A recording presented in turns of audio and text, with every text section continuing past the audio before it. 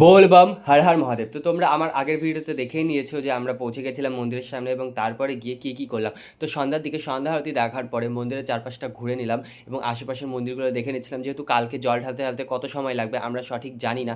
সেই কারণে আমরা এখানটায় রাতেই মন্দির ঘুরে নিচ্ছি এবং রাতের বেলা একবার বাবার দর্শন করা যায়। তো আমরা ভেবেছিলাম দর্শন করব, বাট আমরা যখন লাইনে গিয়ে দাঁড়াই তখন বলা হয় যে 9:30টার দিকে দর্শন করতে দেওয়া হবে। তখন 8:30 বাজছিল, তো আমরা ভাবলাম একটু ঘুরে আসি। বাট ঘুরে আসার পর জানতে পারি যে না, অলরেডি ঢোকা হয়ে গেছে, আর ঢোকা হবে না। তো যাই হোক, তারপরে আমরা সকাল সকাল সকাল তো না, ভোরবেলা উঠে পড়ি এবং সংকল্প করে নিই এবং সংকল্প করার পরে আমরা সোজা চলে যাই লাইনে এবং টানা 6 ঘন্টা লাইনে দাঁড়ানোর পরে আমরা বাবার দর্শন পাই, জল ঢালতে পারি এবং তারপরেই মনে তৃপ্তি শান্তি সব চলে আসে, যেহেতু আমরা এত কষ্ট করে এসেছি হেঁটে হেঁটে, তারপরে বাবার দর্শন পেয়ে গেছি, জল ঢালা হয়ে গেছে ভালো মতন। তো মনও খুশি, সব খুশি।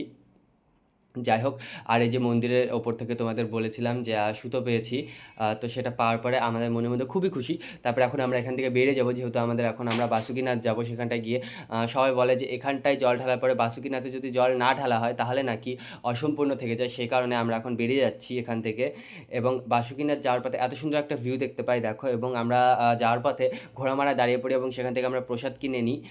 প্রসাদ কেনার পরে তারপরে আমরা সোজা চলে যাই বাসুকিনাথ। সেখানে গিয়ে আমরা এখন চলে যাবো শিবগঙ্গায় স্নান করার জন্য। তারপরে আমরা সংকল্প করে নেব। তো আমরা সোজা চলে যাই ঘাটে।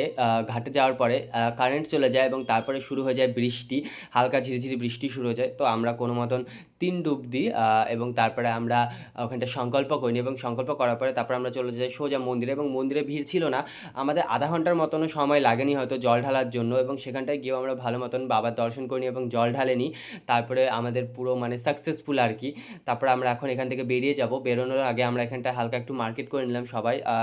যার যা কিছু কেনার আছে সেগুলো জিনিস সবাই একটু দেখে নিল, কিনে নিল আচার বা অন্যান্য জিনিস। তারপরে আমরা এই শিবিরে আজকে এখানটায় স্টে করব। তো শিবিরে চলে আসি এবং এখানটায় আসার পরে এখানটায় রুমগুলো খুবই হাইজেন মেনটেন করে করা হয়েছিল। এটা সরকার থেকে দেওয়া হয়েছিল, এখনও পুরোপুরিভাবে স্টার্ট হয়নি। ফ্যান ছিল, কুলার ছিল, খুবই ভালো ব্যবস্থা এবং সাইডে টিভি লাগানো হয়েছিল, যেখানটায় গান বাজনা চলছিল ভোজপুরি সঙ্গে এবং হাইজেন মেনটেন করার সাথে খুবই ভালো ছিল জায়গাটা আর কি। তো তারপরে আজকে রাতে আমরা এখানটা খিচুড়ি বানানো হচ্ছিল। তো আজকের ব্লগটা এইটুকুই। ভালো লাগলে লাইক কমেন্ট শেয়ার করে দিও। চলো দেখা হচ্ছে নেক্সট পার্টে। বলবাম।